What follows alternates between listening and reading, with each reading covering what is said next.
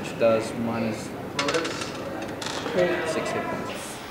I think the best explanation I've ever had for role-playing games is if you imagine any story that you've ever watched or read or anything, if you have at any point within that story thought to yourself that the character was making a mistake, role-playing allows you to go back and correct those mistakes.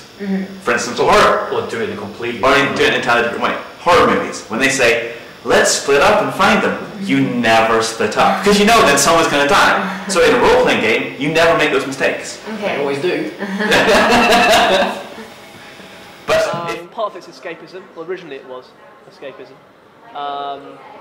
It's nice to play. Yeah, there's a social side aspect to it. I like acting.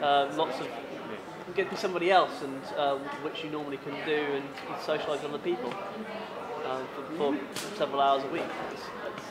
It's the fun part of it. Tom, your compulsion thing. No, Yeah. not me, remember? Yes, not you, because Me. that's what I was coming to have a talk about. Yeah. You know Scott's not able. Yeah, I know. We've got a new person. Cool. Originally, because I only started to play football in university, and I was looking at societies that wanted to join the Freshers Week, and this was one that sort of. I met some people trying to cover it. Peer pressure. people want to be a fighter and they want to go and smack things, so they will be stronger than themselves. So if they want to be a strong character, then they'll make a strong character and they'll do that. Or if they want to be a very charismatic character and have lots of social skills, one of the stereotypes of role-playing is that many of the players don't have a lot of sort of social ability, and they find it difficult to deal with people in general. But so as a cleric, it means that she creates a spell list which she gets from her god. She basically prays to her god and says, "Give me the power to fly," or "Give me the power to save my allies from death," and things. But she can spontaneously change any of those spells.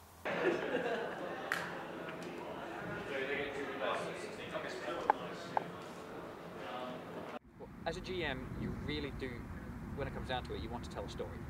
You have something in your head that you've imagined, and you want to tell it. We're all on the same side. Also, we just want to kill him, and he just wants to kill us. But actually, at the same time, he wants us to stay alive. The players are accepting, if the GM puts his foot down, or their foot down, then the players, okay. Reflecting. Create destructive resonance in a corporeal creature's body. For each round you concentrate, you cause one creature to collapse in on itself, killing it. Right. Instantaneous cannot be dispelled.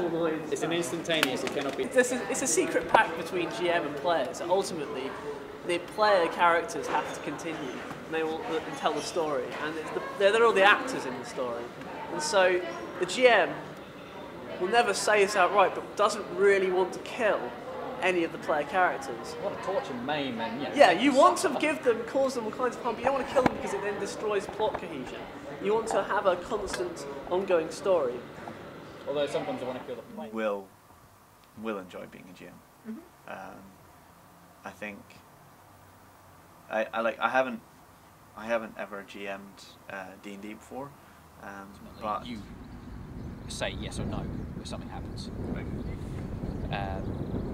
It's not wise to use that often, but the players are accepting. If the GM puts his foot down, or their foot down, then the players, okay. As 6 shadows just go at you, walking out. Right, so we're going to have this guy go first. Unfortunately, I hate the laptops with the tables a bit uneven. Okay.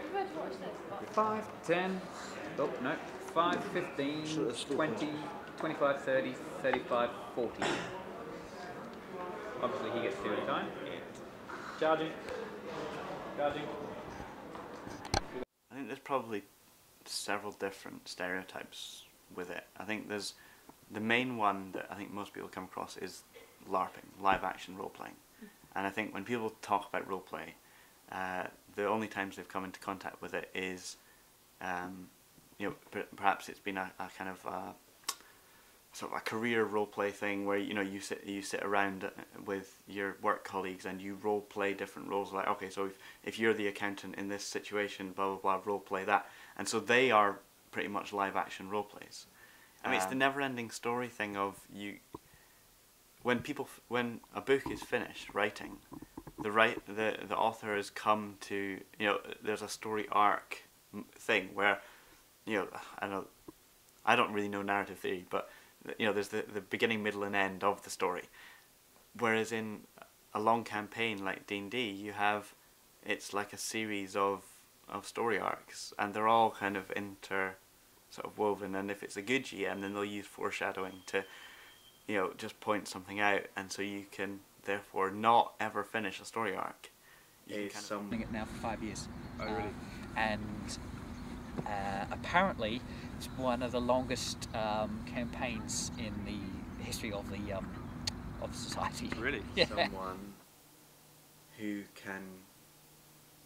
I think someone who can use limited resources in interesting ways.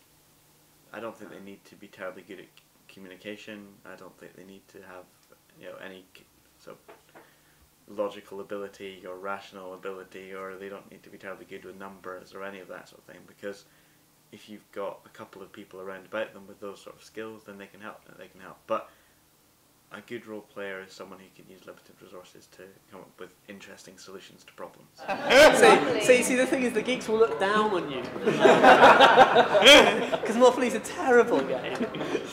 It's a game where... And Risk. Well, no, Risk is still pretty bad, but right, understand why Monopoly's such a bad game is because it's a game where a family, it's a family game, will sit around the table and by the end of it they want to kill each other. How is that a good thing? And yeah, so what I hope for other people to understand from this is that it's a game, really.